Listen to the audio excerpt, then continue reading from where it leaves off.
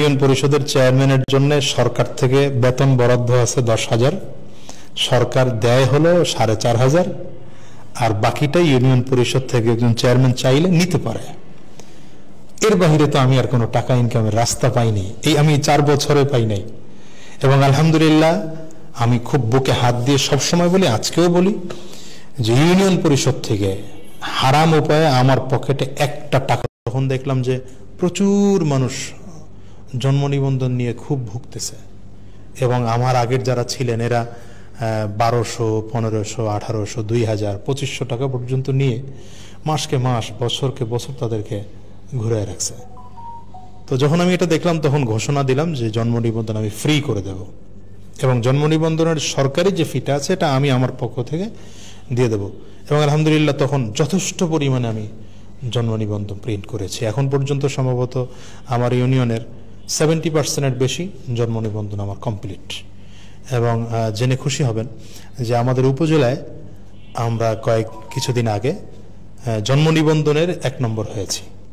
এরপরে হচ্ছে সরকারি যে সকল ভাতা থাকে, যেমন ভিজিটি কার্ড, এরপরে হচ্ছে রেশন কার্ড, এরপরে বয়স্ক ভাতা, বিধবা ভাতা, আমরা কখনোই এই ব্যাপারে কোনো কারো কাছ থেকে একটা টাকা পর্যন্ত নেই না। হ্যাঁ, সরকার যখন কোনো অফার দেয়, যেমন কি বলে, এই যে ভিজিটি কার্ডের নিবন্ধনের একটা ফি রাখছে, তো ফি 20 টাকা, 25 টাকা, 50 টাকা, ও পর্যন্ত ওটা কম্পিউটার অপারেটরের ব্যাপার।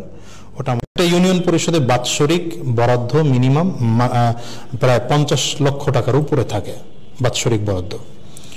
তো এটা তো আমার ইউনিয়নের জনগণের, ঠিক না? এই জনগণ যদি মাত্র 500 টাকা ভোটে একজন চোর বা একজন চরিত্রহীন মানুষকে নির্বাচিত করে, তো 5 বছরে তার এই 5,000 টাকা, 10,000 টাকা সে যে সুবিধা পাইতো, সুবিধাটা ধ্বংস করতেছে। এবং এই 500 টাকা দিয়ে ভোট যে সে বিক্রি করে ফেললো, সে কিভাবে চেয়ারম্যানের কাছে আসবে যে আমাকে একটা সার্টিফিকেট দেন ফ্রি? তখন তো তার কাছে টাকা চাবেই। আর আমি তো এই জন্যই টাকা নিতে পারতেছি না, কারণ আমার তো কাউকে টাকা দিয়ে নির্বাচন করা লাগে নাই। তো যে ভোট দিয়েছে আমাকে ফ্রি, তাকে আমি সার্ভিসও দিচ্ছি ফ্রি। আমার এদেশের চেয়ারম্যান মেম্বাররা কোটিপতি হতে সময় লাগে না। আমার ইউনিয়নে 1100 আছে রেশন কার্ড, 1100 রেশন কার্ড। আমার কথা বুঝবেন ভালো করে।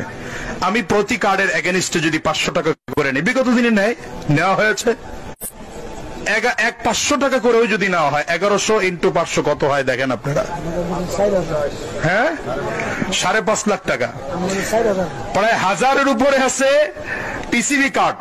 প্রতি কার্ডের এগেনিস্টে যদি 1000 টাকা করে নেওয়া হতো, তাহলে এখান থেকে 10 লাখ আসে। এইভাবে ইনকাম আসে। ভিজিটি কার্ড আমার ইউনিয়নে 170টা। যদি প্রতিটা ভিজিটি কার্ডে বিগত দিনে 4,000, 5,000 টাকা নিয়েছে, 5,000 টাকা করেও নিতাম, কত আসে হিসাব করেন আপনি? বয়স্ক, বিধবা, মাতৃকালীন ভাতা কেউ কোনোদিন টাকা ছাড়া করতে পারেনি, অথচ সরকার সুবিধা দিয়েছে টাকা ছাড়া করবেন আপনি। 1 টাকা খরচ নেই আপনার, অথচ আপনাকে চেয়ারম্যান মেম্বারকে 500 টাকা, 1,000 টাকা, 5,000 টাকা পেমেন্ট করতে হবে, এরপরে আপনাকে এগুলো দিবে। সরকারি ঘর বরাদ্দ হচ্ছে, সরকার আপনাকে 70,000 টাকা দিবে ঘর করার জন্য।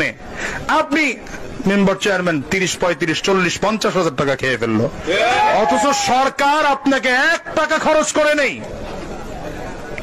সরকার আপনার কাছ থেকে 1 টাকা খায় নেই, আপনি কেন দেন তাকে? এই দুর্নীতিবাজদের কারণে আমার দেশগুলো ধ্বংস হয়ে যায়।